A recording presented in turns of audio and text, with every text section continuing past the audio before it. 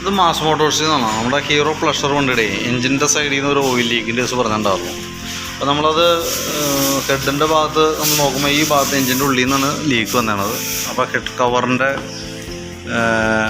ഈ cam shaft ഹോൾഡറിൻ്റെ ഉണ്ടല്ലോ, ഇവിടുത്തെ ത്രെഡിൻ്റെ കംപ്ലൈൻ്റാണ് ആ പ്രോബ്ലം കേട്ടോ. കാരണം 100% ഫുള്ള് ടൈറ്റാണുള്ളത്, അതായത് കുറച്ച് ഭാഗം പിടിക്കാതെ അങ്ങനെ പോകുന്നുണ്ട്.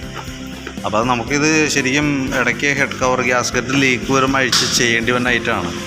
തന്നെയല്ല ഈ ശരിക്കും പറഞ്ഞാൽ ഈ ക്യാം ഷാഫ്റ്റ് ഹോൾഡർ എന്ന് പറഞ്ഞാൽ തനി അലുമിനിയം.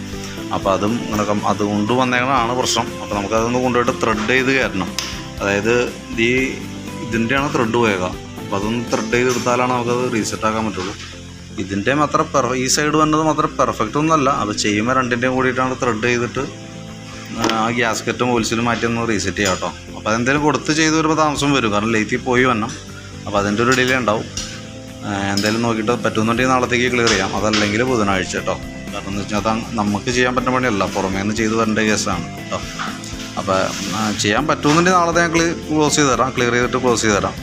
കാരണം എന്ന് വെച്ചാൽ അത്യാവശ്യം ഈ ഭാഗത്തൊക്കെ അത്യാവശ്യം ലീക്ക് ഉണ്ട്. അപ്പോൾ പിന്നെ സെറ്റ് ചെയ്തതിന് ശേഷം അവിടെ കൊണ്ടിട്ട് ഒന്ന് വെള്ളം അടിക്കുകയും ചെയ്യണം. ഉള്ളിൽ നിന്നൊക്കെ കുറച്ച് ഓയിലുണ്ട്, അതൊക്കെ ഒന്ന് കളഞ്ഞിട്ട് വേണം തരാനും.